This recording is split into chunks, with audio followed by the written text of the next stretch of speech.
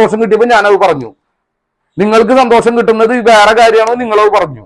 അത്രയായിട്ട് കണ്ടാൽ മതി, അല്ലാതെ വേറെ അതിനെ കുറിച്ചിട്ട് ഇതാക്കേണ്ട ആവശ്യമില്ല.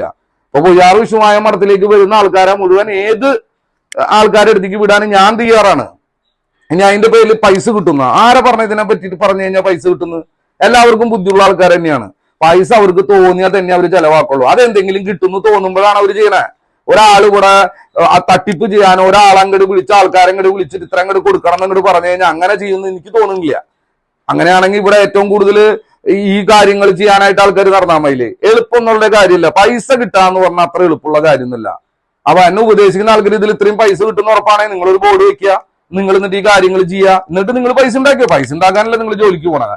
പൈസ ഉണ്ടാക്കാൻ വേണ്ടിയിട്ടല്ലേ നിങ്ങൾ പഠിച്ചത്? പൈസ ഉണ്ടാക്കാൻ വേണ്ടിയിട്ടല്ലേ ബിസിനസ് ചെയ്യുന്നത്? പൈസ ഉണ്ടാക്കാൻ വേണ്ടിയല്ലേ പല പല കാര്യങ്ങൾ ചെയ്യണത്? അല്ലാണ്ട് വെറുതെ എല്ലാവരും എല്ലാവർക്കും ചെയ്തു കൊടുക്കണ്ട.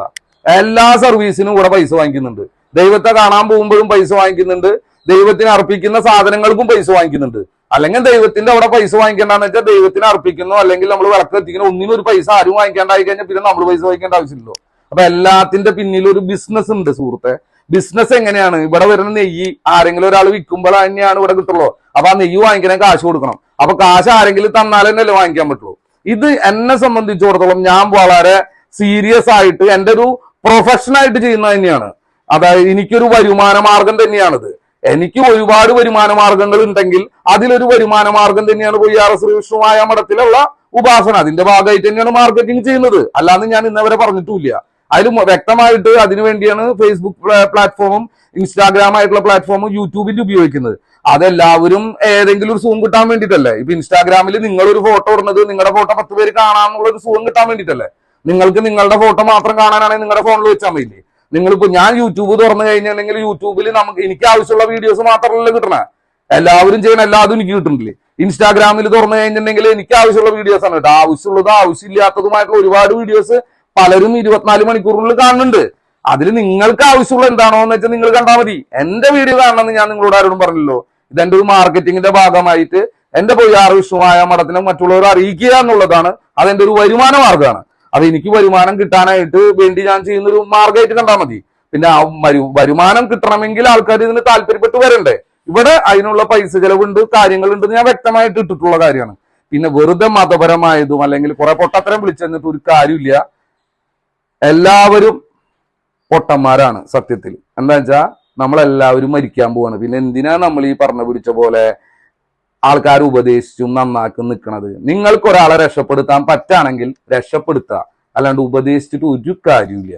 ഉപദേശം ആണ് ഏറ്റവും വലിയ പ്രശ്നം. ഇത് ഇത്ര കാലത്ത് വലിയ വലിയ ആൾക്കാർ വന്നിട്ട് ഉപദേശിച്ച് നന്നാവാത്ത ആൾക്കാരാണ് നമ്മളെല്ലാവരും. അങ്ങനെ ആയിരുന്നെങ്കിൽ ഇത്രയധികം ആൾക്കാർ ഇവിടെ വന്നിട്ട് എല്ലാവരും കൂടെ ഉപദേശിച്ച് നന്നാക്കുമായിരുന്നെങ്കിൽ ലോകമേ നന്നായേനെ. ലോകം നല്ലതും ചീത്തയും ചേർന്നതുള്ളതാണ്. അതിൽ ചീത്തത് എന്തെന്ന് ചിലവർക്ക് തോന്നും, അതാണ് ചീത്ത. മറ്റൊരു പറയും നല്ലവര് എന്ന് വിചാരിക്കുന്ന ആൾക്കാർ പറയും ഇതാണ് ശരിയെന്ന്. അപ്പൊ നല്ലതും ചീത്തയും ഇല്ല. അതൊക്കെ നിലനിൽക്കുന്നത് അതിന് വേണ്ട ആൾക്കാരുള്ളത് കൊണ്ടാണ്. അപ്പൊ അതിനും അതിൻ്റെതായിട്ടൊരു മാർക്കറ്റ് ഉണ്ടെന്ന് മനസ്സിലാക്കിയാൽ മതി. അപ്പോ എല്ലാവർക്കും പൊയ്യാറ മഠത്തിലേക്ക് വരാം, ധൈര്യമായിട്ട് വരാം.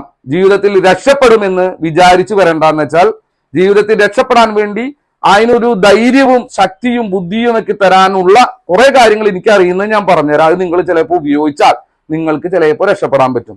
രക്ഷപ്പെടാനുള്ള ഗ്യാരണ്ടി ആയിട്ട് ഇറക്കിയിട്ടുള്ള ഒരു സംഭവം ഇന്ന് ലോകത്തിലില്ല. അങ്ങനെ ഒരു ഗ്യാരണ്ടി ആരെങ്കിലും കൊടുക്കുന്നുണ്ടെങ്കിൽ നമുക്കും അത് വാങ്ങിച്ചാൽ മതിയില്ലേ? പിന്നെ നമ്മൾ ഇതിന്റെ ഭാഗമായിട്ട് നടക്കേണ്ട ആവശ്യമില്ലല്ലോ.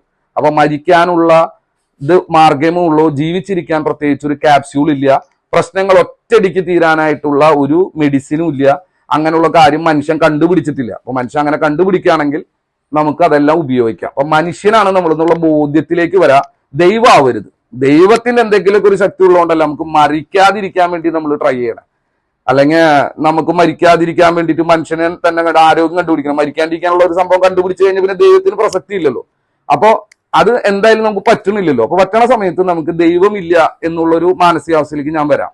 ഇപ്പൊ എന്നെ സംബന്ധിച്ചിടത്തോളം എന്റെ ജീവിതത്തിൽ എന്റെ ഭാര്യയ്ക്കോ മക്കൾക്കോ അല്ലെങ്കിൽ എനിക്കോ ആരോഗ്യം തരുന്നതും ആയുസ് തരുന്നതും എന്റെ ജീവിതത്തിലുള്ള എല്ലാവിധ കാര്യങ്ങളും തരുന്നത് ഏതെങ്കിലും ഒരു ദൈവമാണ്. ആ ദൈവം പൊയ്യാറ മഠത്തിലെ വിഷ്ണുമായ സ്വാമിയും ചാത്തന്മാരെന്നും ഞാൻ അടിയുറച്ച് വിശ്വസിക്കുന്നു. അതിനേക്കാൾ ബെറ്റർ ആയിട്ടുള്ള വേറെ വല്ല സംഭവങ്ങൾ വരുമ്പോൾ നമുക്ക് അതിനെക്കുറിച്ച് ആലോചിക്കാം. എല്ലാവർക്കും നല്ലൊരു വിജയം ഉണ്ടാവട്ടെ.